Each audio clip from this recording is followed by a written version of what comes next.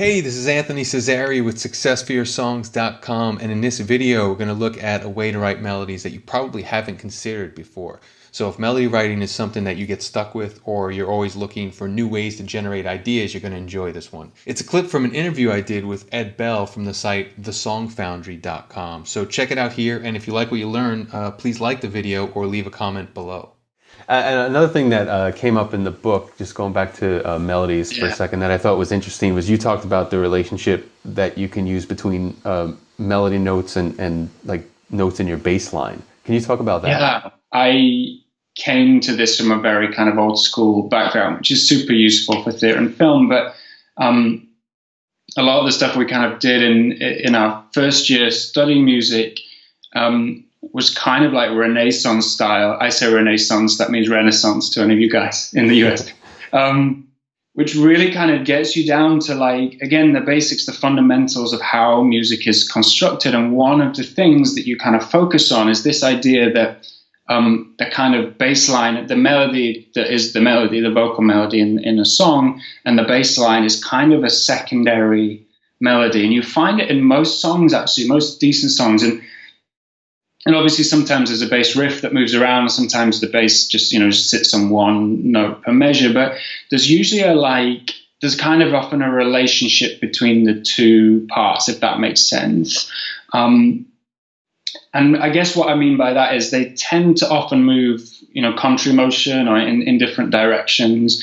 And there's usually, like, if you, there's this German music theorist called Heinrich Schenker, which they had this method of, it's called Schenkerian analysis. I'm not going to bore you with tons of the details because it gets very serious and very technical. It's been so long ago I wouldn't know what to say anyway. But his big thing was, like, almost that you can summarize a lot of melodies. So, for example, if you have a repeated note, you can just summarize that as a single held note. And very often when you do that, you get this kind of skeleton score of what's going on in the melody and the bass line. And it's just interesting to think about that and about how the two parts are kind of independent. As I say, they often move in contrary motion, kind of closer together or further apart.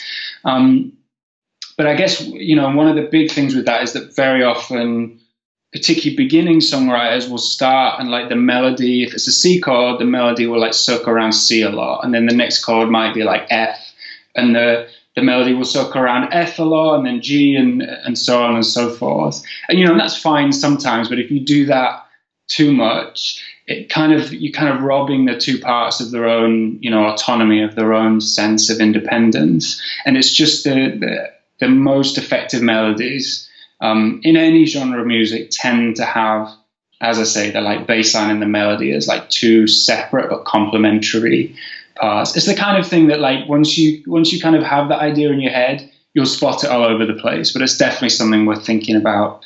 As I say, in any genre, whatever you're writing.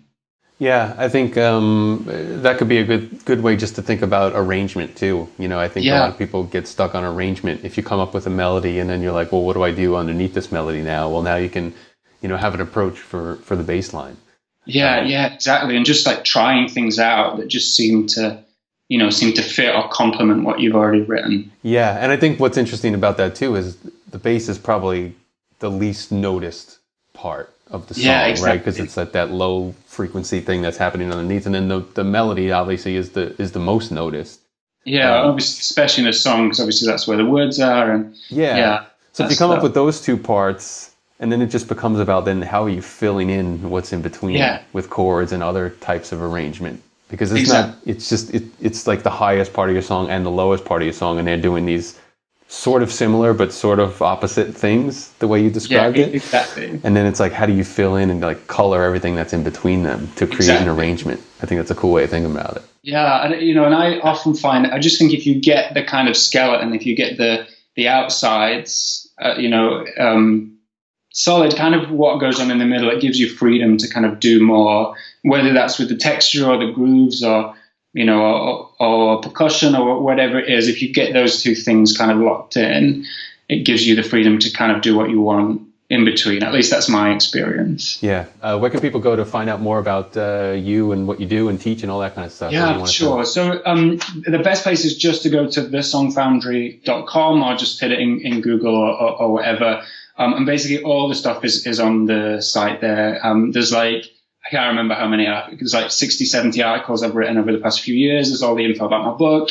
If anyone is interested in working with me one-on-one, all the details. Great. And I'll put a link for that below so people can get to it easily. All right, so I hope you found that melody writing information useful if you're looking for more ways to easily and strategically write melodies and chord progressions too. I have a free cheat sheet that has charts and techniques that will make writing melodies and chords a lot easier for you. So you can download that by tapping on the screen here. And if you haven't yet subscribed to our YouTube channel to stay updated on our latest songwriting videos, you can tap our logo on the screen for that. And I'll also have links for that stuff below this video. Thanks for checking it out. Take care.